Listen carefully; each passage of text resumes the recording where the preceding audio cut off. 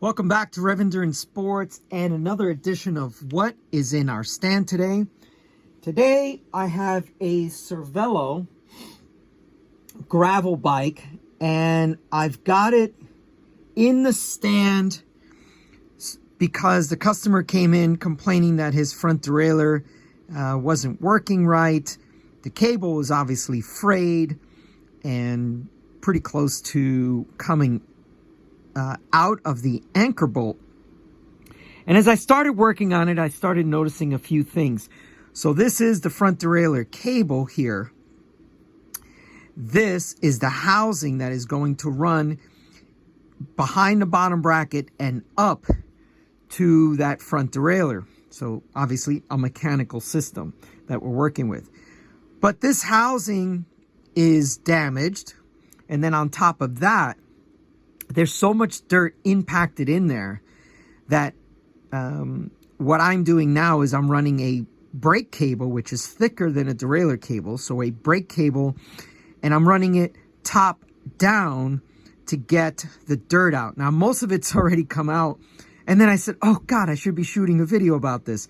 So now whatever's left is not going to be as much as what I've already taken out of there. But let's see how much more comes out. So once again, I'm running a brake cable, which is thicker than a derailleur cable, so it's stiffer. But see, I can't get, there it goes.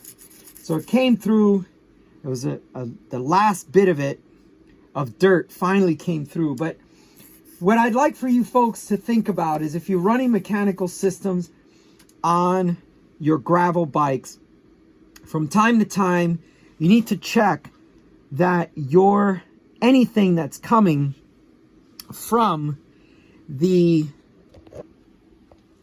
back wheel spraying up here and then falling into your housing, or maybe you don't even have housing running through and it's just falling into the frame, then you have to really pay attention to how much dirt is coming through there.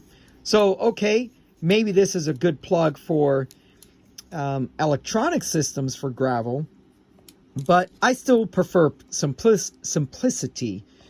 But here is, so there's the front derailleur to give you some orientation of where you are on the frame. And then this here is where the dirt, where the housing goes into the frame, and where the dirt, if you don't have, like, let's say a grommet like this sitting here, will just provide an easy access for dirt to just fall in here and fall into this housing. So we're going to trim this, get it nice and flush because there's been some damage to that. And then this front derailleur cable, we are going to replace it. And then the customer should be good to go. All right, thank you so much for tuning in. It's another episode of What is in Our Stand today. And just a cautionary tale, if you're riding mechanical systems, check and ensure that the front derailleur cable has nice, easy flow and is not binding in any way. Now, I've seen this on other bikes as well that are not gravel bikes.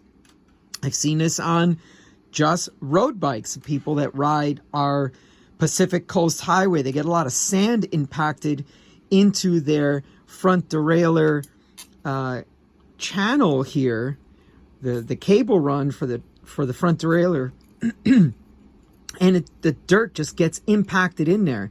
And then what happens is, as I go to pull the cable out, it's like, you know, if you're building, if you're digging a hole in the sand at the beach, and you're digging a hole, but the sand just keeps collapsing into the hole. And that's what happens. Once I pull the derailleur cable out, then all the sand collapses in the channel, and then it's jam-packed in there, and it just takes forever to get it out. So you need maybe some water, you need a pick, you need a brake cable instead of a derailleur cable, because you need it to be nice and thick to push through there. So anyway, that's all for today. Please like and subscribe.